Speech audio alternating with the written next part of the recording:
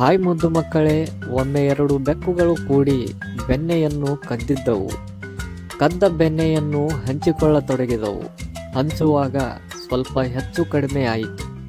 ಅಷ್ಟಕ್ಕೆ ಆ ಎರಡು ಬೆಕ್ಕುಗಳು ದೊಡ್ಡ ಜಗಳ ಮಾಡತೊಡಗಿದವು. ಇದನ್ನು ನೋಡುತ್ತಾ ಹತ್ತಿರದ ಮರದಲ್ಲಿ ಕೂತಿದ್ದ ಮಂಗವು ತಕ್ಷಣ ಅಲ್ಲಿಗೆ ಬಂದು, ನಾನು ನಿಮಗೆ ಸರಿಯಾಗಿ ಹಂಚಿ ನ್ಯಾಯ ಕೊಡಿಸುತ್ತೇನೆ ಎಂದು ಹೇಳಿತು. ಅದಕ್ಕೆ ಬೆಕ್ಕುಗಳು ಒಪ್ಪಿಕೊಂಡವು. ಮಂಗವು ಎಲ್ಲ ಬೆಣ್ಣೆಯನ್ನು ಬೆಕ್ಕುಗಳಿಂದ ಪಡೆದುಕೊಂಡಿತು. ಒಂದು ತಕ್ಕಡಿಯನ್ನು ತಂದು ಇದ್ದ ಬೆಣ್ಣೆಯನ್ನು ತಕ್ಕಡಿಯ ಎರಡು ಬಟ್ಟಲುಗಳಿಗೆ ಹಾಕಿತು. ಒಂದು ಬಟ್ಟಲು ಮೇಲೆ, ಮತ್ತೊಂದು ಬಟ್ಟಲು ಕೆಳಗೆ ಬಂದಿತು. ಕೆಳಗೆ ಬಂದ ಬಟ್ಟಲಿನಲ್ಲಿ ಬೆಣ್ಣೆ ಹೆಚ್ಚಾಗಿದೆ ಎಂದು ಅದರಲ್ಲಿನ ಒಂದಷ್ಟು ಬೆಣ್ಣೆಯನ್ನು ಮಂಗ ತಿಂದಿತು. ಆಗ ಮೇಲೆ ಏರಿದ್ದ ಇನ್ನೊಂದು ಬಟ್ಟಲು ಕೆಳಗೆ ಬಂತು.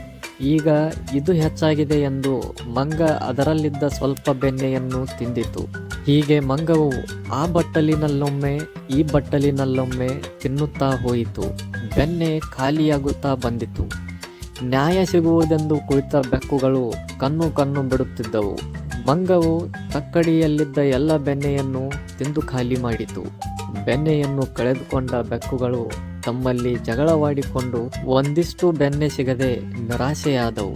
ಮಂಗ ಖುಷಿಯಿಂದ ತನ್ನ ಕೈಗಳಿಗೆ ಮೆತ್ತಿದ್ದ ಬೆಣ್ಣೆಯನ್ನು ಸವಿಯುತ್ತಾ ಮರ ಏರಿತು.